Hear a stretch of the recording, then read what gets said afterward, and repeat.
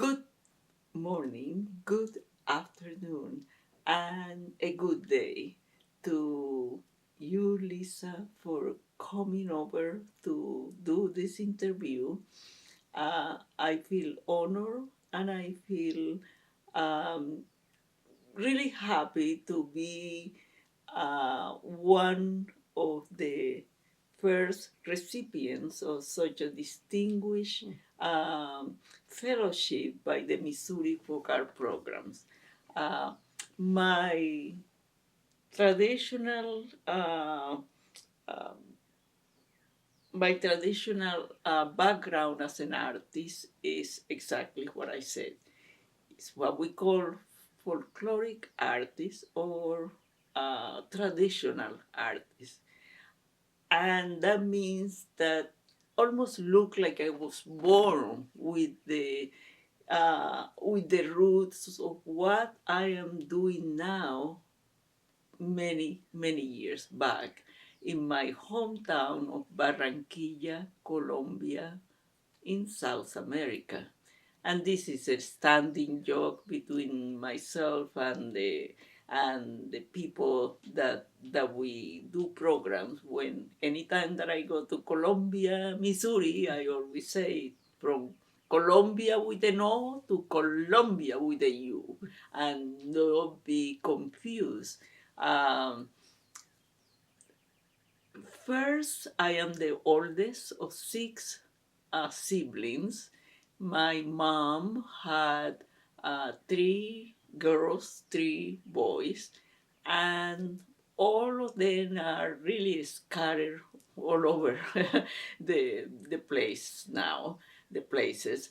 Um, Two of my brothers and one sister are living in Colombia, in Barranquilla. I have my immediate sister living in Laval, in near Montreal, in Canada, and the they have one brother, the youngest one, living in Venezuela, uh, in one nice area there. So every one of them has family. I had been married to Joseph B. Dence, therefore the change of last name from Núñez Trujillo to Carmen Dence. My um, my living or my upbringing in Colombia brought me really close contact with the art of dancing and I would say almost designing from a very early life. Um, I I was taught by mom, very little by my dad, who really wasn't too keen on knowing how to move the, the 2 feet in a synchronized way. But more important, I owe a lot of learning about our culture to my aunt, Emelda Calderon. Emelda, we call it Tia M. She was absolutely enamored of dancing. And I remember from a child, as being a child, going to dances with her. And of course, the intimacy and comfort level that I grew up interacting with older adult and older men on dancing. So it was very natural for the in at the cultural level to intermingle those stages of a child development. And I think that's really absolutely important because we never felt isolated or left out of the party or nothing like that. It was also always so much fun to be with the adults, and of course I also enjoy being with kids of my own age, but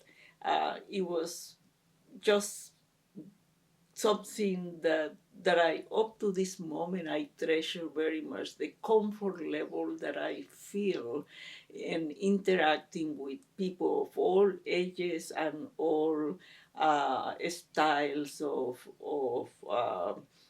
social level. As you know, most societies are really very much they have a certain degree of selection process as you are at this level and how you treat level above you and below. All of those are just sociological type of things that we don't need to interact at this point.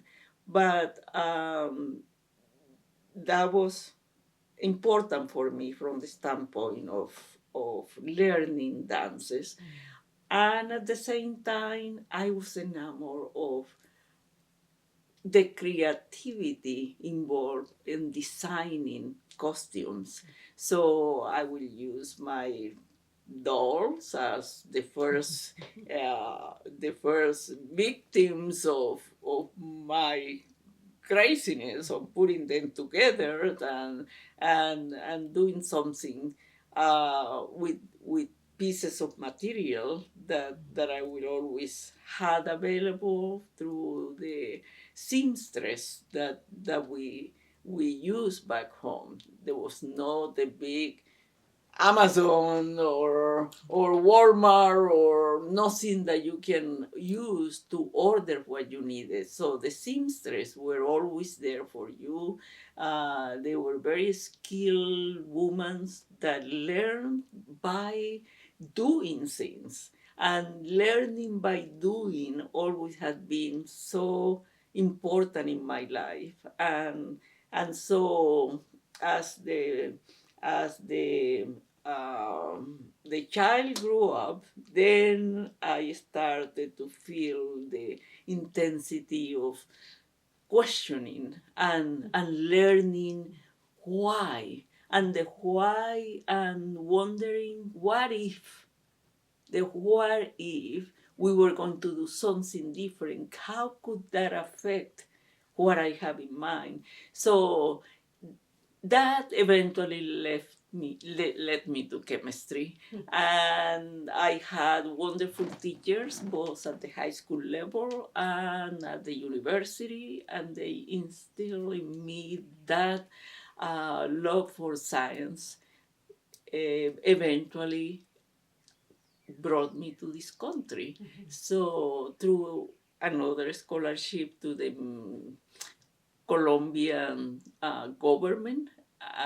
This particular scholarship was specifically to do graduate work, which is what I took advantage of and did after finishing my chemistry as a pharmaceutical chemist. So I'm a pharmacist uh, by degree, but I never really did that much commercial pharmacy. I was the head of a couple of hospitals, pharmaceutical division before I arrived in this country 1969 to pursue my studies in organic chemistry at Florida State University. So that was a big step, and I actually left not from Colombia but from the city of Cali. Cali is one of the four major cities back home, and that's where I was working as head of pharmacy while I was in Colombia. So I left the country without going to Barranquilla. My mama flew to Bogota. We met there, and I just say goodbye.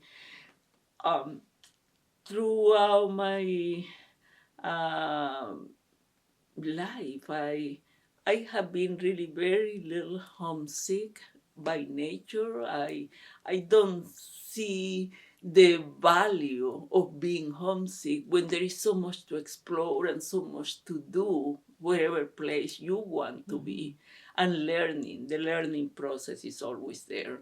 So the graduate school finished with one huge gift for my life, and that was that I met my husband while I was at Florida State University. He was my mentor, mm, and I was a TA for him. However, there was no romantic involvement whatsoever. That didn't happen until 7 years later when we met again, and then the whole thing blossomed into what is now almost 40, 40 years of marriage or so. So anyway, that is the a little bit of mixing of personal and scientific and artistic life. Forward, how do we get to St. Louis? I have to say, and people get a little bit tickled about it, that the reason I am in St. Louis it was because of the Cardinals. I love baseball. I love the what I envisioned was the major leagues, because back home we had baseball, double and triple A, and being there where a team that I admire so much was the major team. My goodness, how could I say no? So my husband and I got married abroad and then came back, and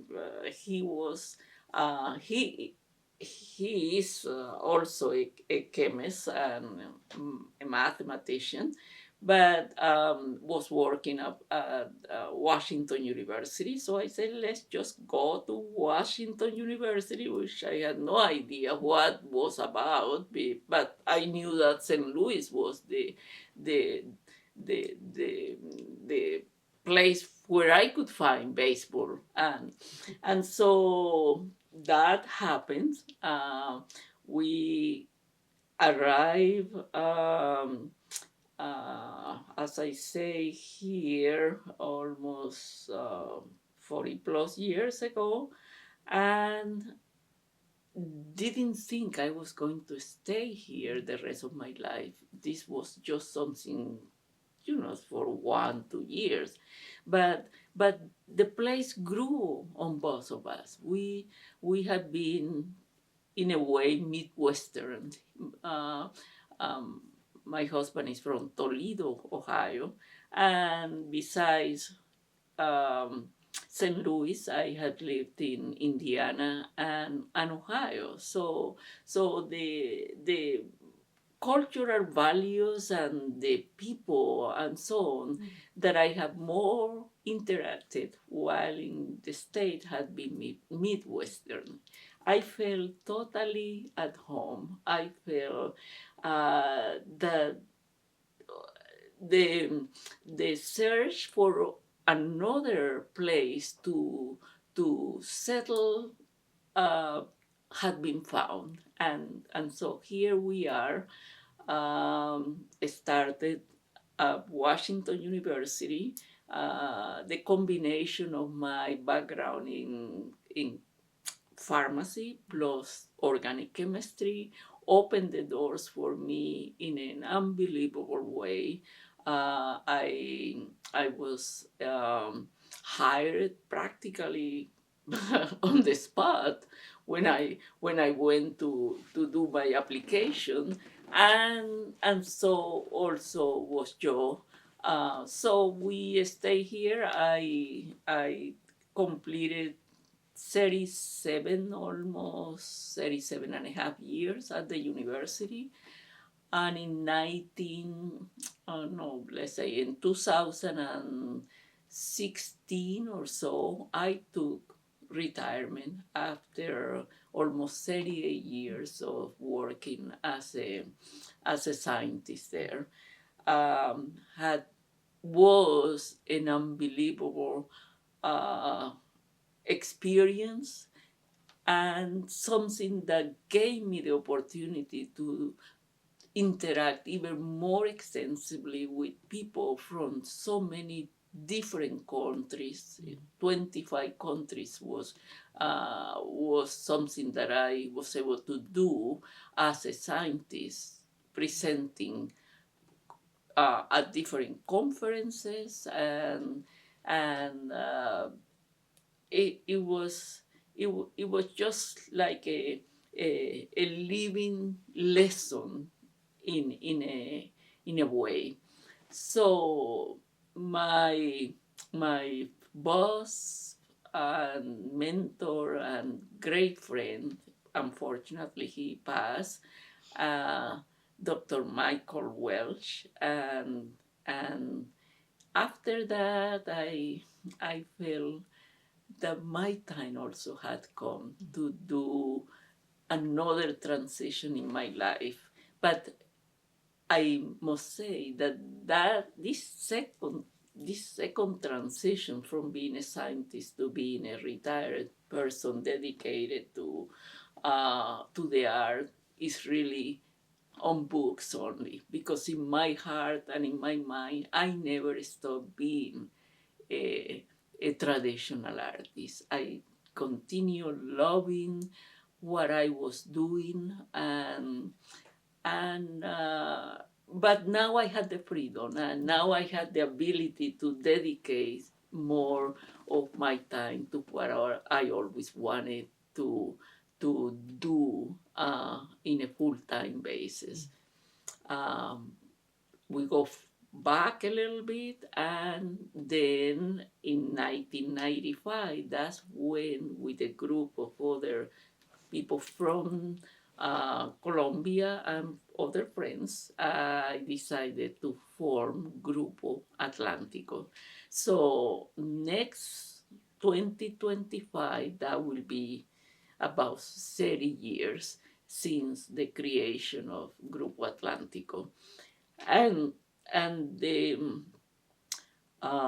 choice and uh, the way that that initiative had shaped my life is beyond words. I had the privilege of working with people from so many backgrounds, different countries, different languages, different cultures, and but the big family that Grupo Atlántico becomes, not only for me but for every one of them, is something that I'm very, very proud. And I tell every one of the members, when you are Grupo Atlántico member, you are a member for life. Doesn't matter what happened to your life, this is your family.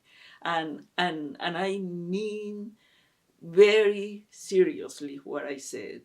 The Grupo Atlántico have been there for people in every need, in every situation, in every condition of their life. They know that they can call me, they can count on us to support them in any way that is good for them and their families. And I'm very proud to establish within the group, a way to teach children after 8, as well as what I call the standard age, anybody before 55 or 60. And then in 2012, created the Damsels, Dancing Damsels. And those are for women over 60 or so. And I had ladies as old as 95 or so. So their only requirement is that they can breathe. And the rest I can help them with. It is has been an amazing uh, uh, life, instilling self-confidence, and of course using the power of dance for balance, for motivation in getting stability and creativity within the concept of music. And is something that we all treasure tremendously. We continue being as strong then as always, and twice a month we get together, the first and the third Saturday, and I always encourage them, bring a friend and come. We do the stretching, the warming up, the creation of the dance adapted to their needs, and so on. So that's something that had been a an anchor in all of our life. So that in conjunction with the designing, it gives me everything that I need at this stage of my life. We never had children, so my dancers, when they started, they may have been young women. Now they have kids of their own. Their kids are coming. I made little uh, small costume for them, and I started them. By the time that they get more aware of rhythm, they are dancing, and they don't even know why they get to this point, but it's just coming from here and being and seeing mama and dad many times, and the kid, all in the family of Grupo Atlántico. So I'm going to go off script just a little bit because it's interesting. The context of dance as a child and a young woman at home was around your family and your neighborhood, Spanish barrio. Mm-hmm. And you came to St. Louis. What I heard was through your work at WashU that you had an international community almost immediately. And then when you founded Grupo Atlántico, the where did you find your Colombian friends? Uh, Actually, the first friend were not even from Colombia. It was a woman waiting in a bus stop from Bolivia. And we had just arrived in St. Louis. I was going to Washington University. We didn't have transportation, our own car, for more than 7 years after we moved. So I was depending on buses, which was a means of transportation that I was very familiar with while I was in Colombia, because you cannot really, you couldn't afford buying a car then, and hardly ever you can even afford to have one car now. So buses, it was my go-to transportation. um, Getting to know the other people from Colombia was a slow process during the time that I arrived. We when we came to St. Louis, uh, I was I wasn't missing, let's say, the Colombian community, because I was here as a scientist, as a member of Washington University, and that superseded any other emotional needs to be with with the Colombians that may have been around. But there were some, and one family in particular, uh, the matriarch of the family was the same age as my mother, so we bond really nicely, and through that family I started to know other people from Colombia, and and uh, and people from other Latin American countries, of course. But what is important to realize is that what we have now, which is, a huge collection of many countries from many places and so on, that wasn't the case when I first arrived in St. Louis, a little bit more than 40 years ago or so. So, but the the Hispanic community or the Latin community has blossomed, has prospered, and has been so enriched by new immigrants coming from many different Hispanic countries, but they all have in common, of course, besides the language, uh, the the different costumes that we have, and getting together and discussing, hey, this is what we do back in country X, Y, or Z. Tell us about you. We were learning, actively learning from each other a lot, and so it is it is like it is even now, and even more intensely now. So with the Hispanic population, as you know, growing to an accelerated rate and representing almost 25% of the population, it is important that we are the beacons, and the in some way stressing the leadership of where we want to go for the younger generations and for new immigrants to come, and that emphasize again and again why it is important that we maintain the community ties that we have, not only with among the Colombian, but within the different associations. We are neighbors with Venezuela, and there is a Venezuelan Colombian uh, uh, kind of a friendship association type, and we get together and we support each other.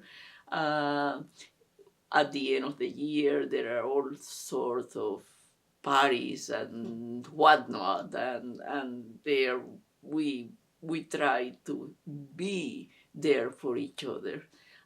Sometimes life uh, interfere, and you really cannot be as present physically as you want to, because your life circumstances changes, and they are changing for me.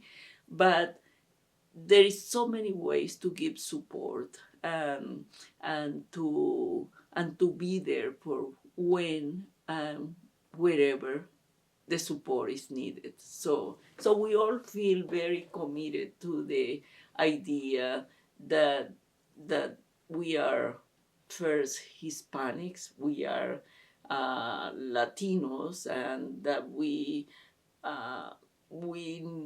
want to make our contribution and be recognized by the contributions that are made as a big group, and that's something extremely important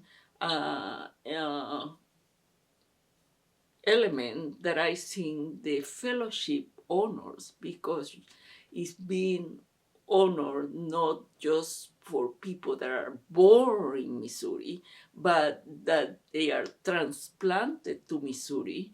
And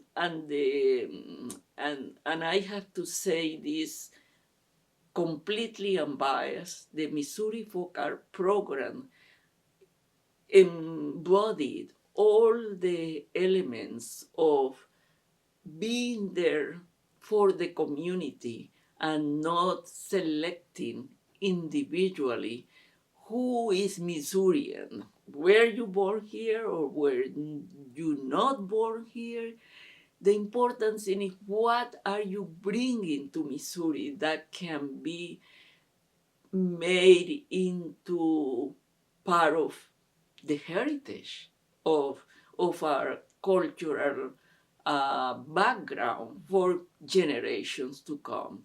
And I'm very thankful, very, very thankful to the Missouri Folk Art programs because of the recognition that is being made of cultural intermingling, cultural adaptation, and cultural heritage that is transferred to the region, and it's good for everyone. It is really absolutely imperative that we continue defending that idea that what you have is not yours, but it is of who needs what you have.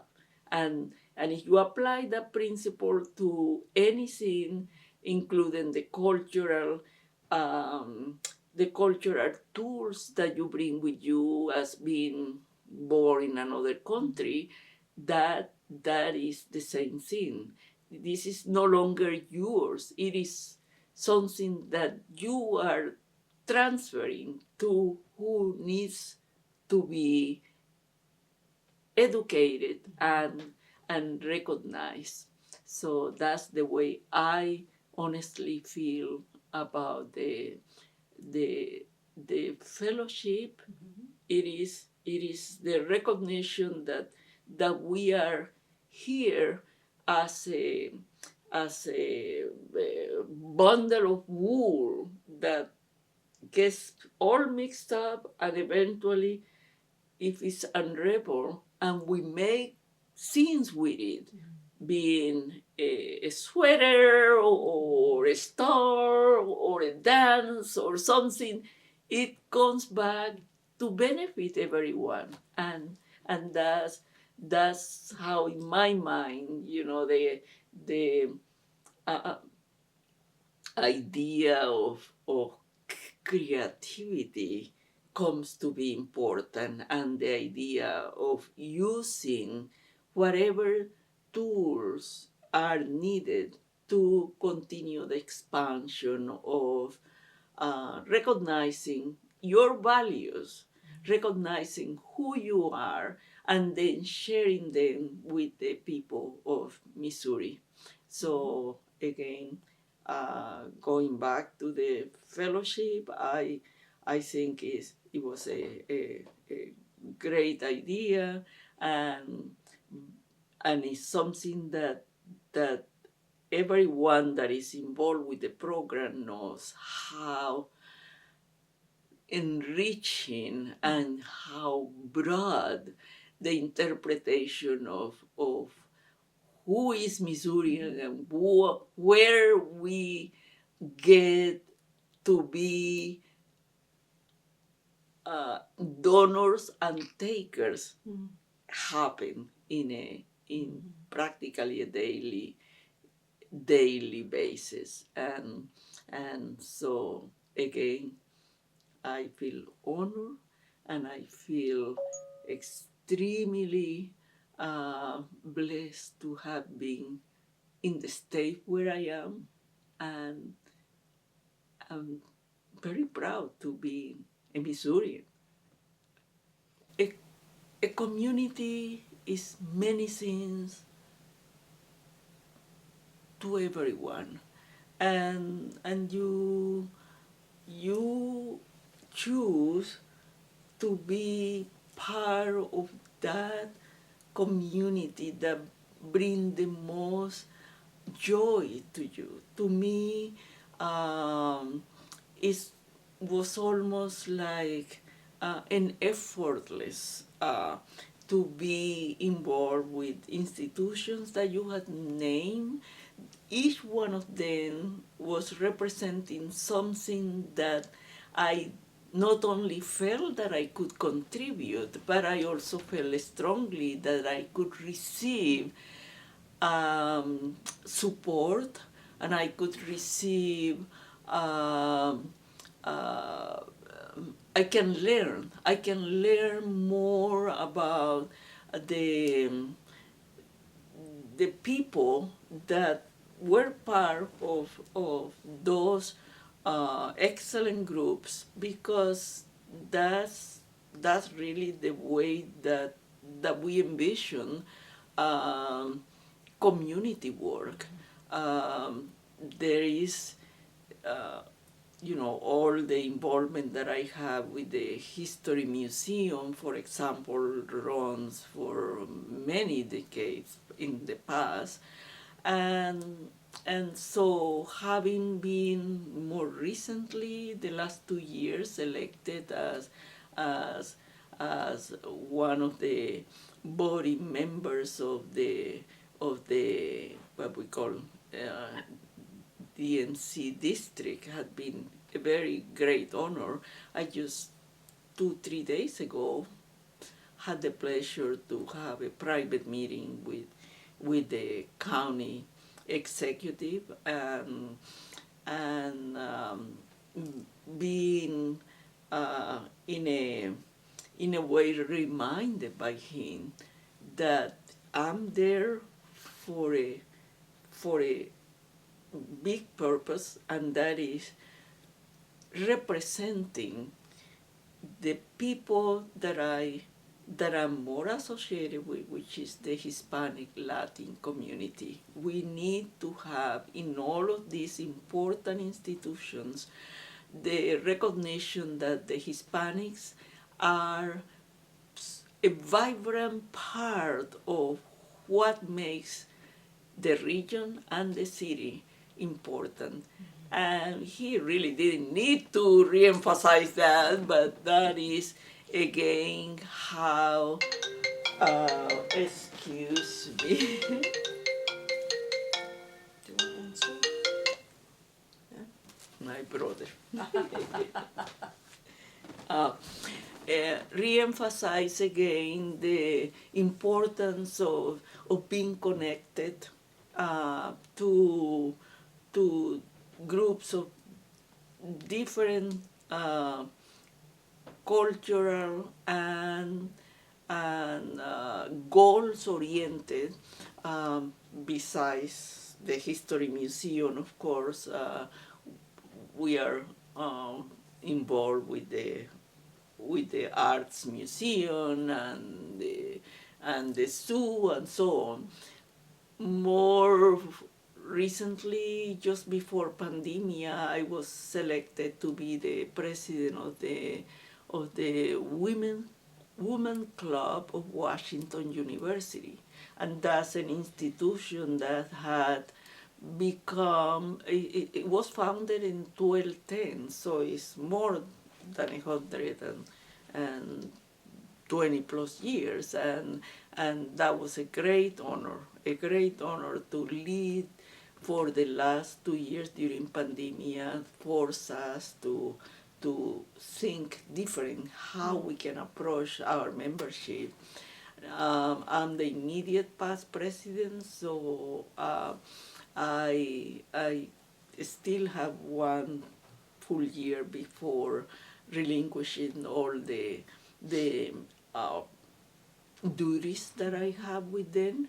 Um, you mentioned the Hispanic Leaders Group. That certainly is one institution that continue being very strong in leading Hispanics and Latin people to be assertive in what we are bringing and recognize for what we are bringing to the city.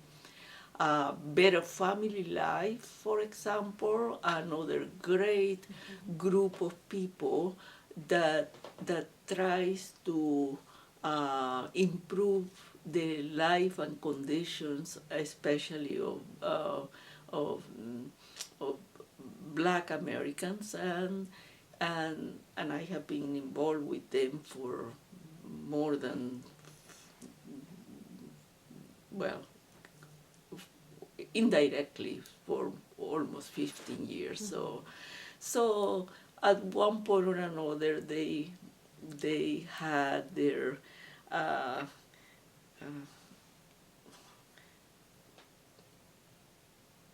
they had the decision to honor me with different uh, plaques and different things and so on. And I humbly accepted, but as I say, what it is important in my life is not the plaque that is hanging there, but the people that I get to know by being connected to all of those groups. So that is what is important. And I know just from knowing you for so long as well that your leadership with Missouri History Museum, for instance, evolved from so many performances there. Festival of Nations, so many performances there, and then your impact as well with International Institute, which is the home of Festival of Nations, right? That with the Hispanic leadership, that's connected. I know that when Grupo Atlántico performs, that you all also often take, or always take, part of your artistic fees and contribute those to scholarships for young Latina women going into the sciences. So it's always loved the way the sciences and the arts are so enmeshed. That's a good in word your to life. put it. Yes. Yes. Let me see if I find here. I may, as you mentioned, the History Museum first, and here, you see, Yes. this one is one magazine. This particular issue was from the fall of 2019. But that is one of my costumes design and one of my beautiful dancers, Natalie. Natalie was, when she joined Grupo Atlántico, she was just about 8 years old or so. Grew up into the beautiful woman that you see there, and in the background you see different drummers and people and so on.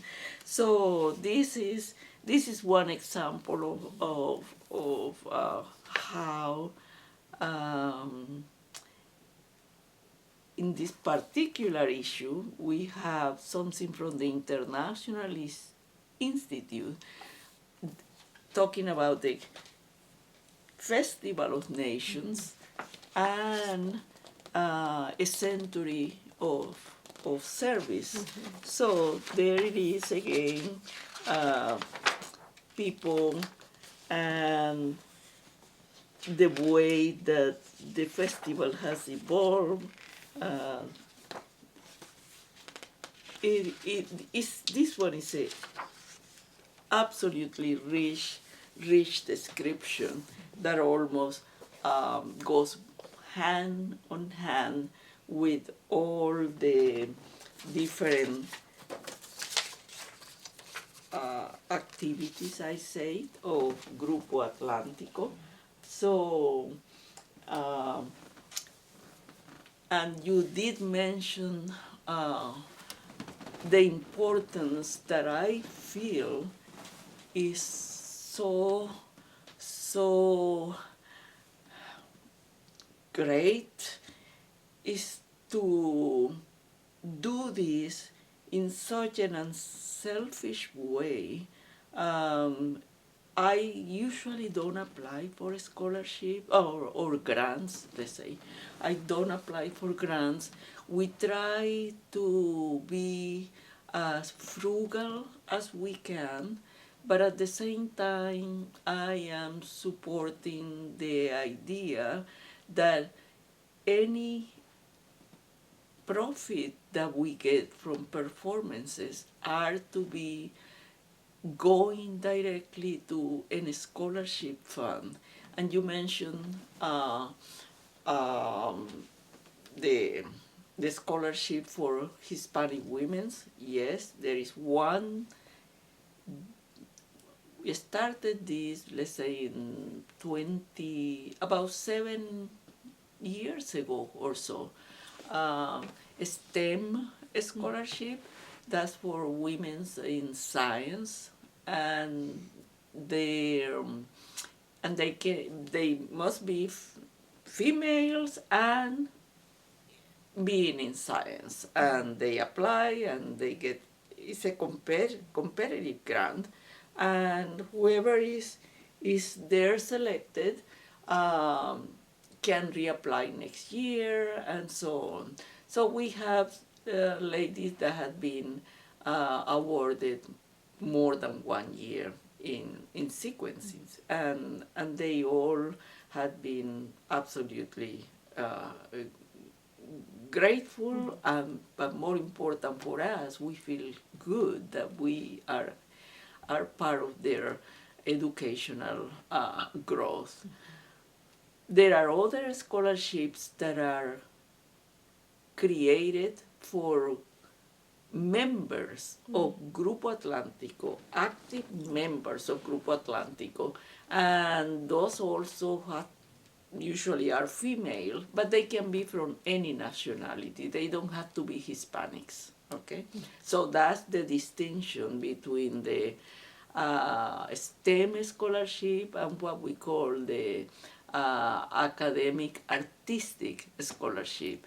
Those are managed exclusively by Grupo Atlántico. We identify 1, 2, or 3 recipients, and they get honored along with the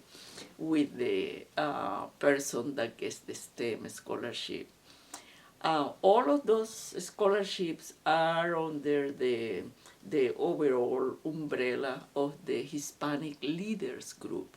And the Hispanic Leaders Group then also create other, a big group from different Hispanic, usually Hispanic organizations, even Hispanic organization within a company. So Boeing, AT&T, and you name it. They have Hispanic groups in their mixing, and they all contributed to scholarships. The last, usually the last weekend in July, then we all get together. We were interrupted by COVID for a couple of days, but now since last year, we started to get together with the families, with the students that had been selected, and we honor them in a big ceremony. Whenever was possible, yes, there were a part of the ceremony showing some of the dances, and not only Grupo Atlántico, but other groups. But lately had been more of bringing musicians and doing an intermission with selected music. So usually there is a nice dinner or hors d'oeuvres or something. So I couldn't make it for the last 3 or 4 days, but there is always somebody representing Grupo Atlántico as part of the board or a dancer or anyone to bring the certificates and to bring the check to the students. So it's kind of fun. Very nice. Mhm. That definitely speaks to the impact of your traditional arts on your community and communities. That is correct. That And- is. And Grupo Atlántico is not only a dance troupe, but it is a nonprofit organization. Mm. And so that's where you earn those fees, and then you're able to, like you said, being frugal, then transfer some of those funds to scholarships. Yes, correct. Yes, I never, personally, I never charge a single penny for anything that I do. But the dancers, musicians, yes, they do get properly compensated. Not probably as much as they deserve to, because many times we don't even charge, depending whether the school had the resources, or we take the group to homes, retirement homes, and so on. Some are able to compensate, but others at the level of their capacity. But I always say money is not an issue. It's just tell me what you would like, and I can always adapt to the program. And people love audience participation. It's something that nothing moves so widely and beautifully than listening to a great cumbia or a bullerengue or a gaita or a mapale. People to just spontaneously jump in and start having fun. So that's something that is part of that smashing up what you said of culture, education, and community involvement.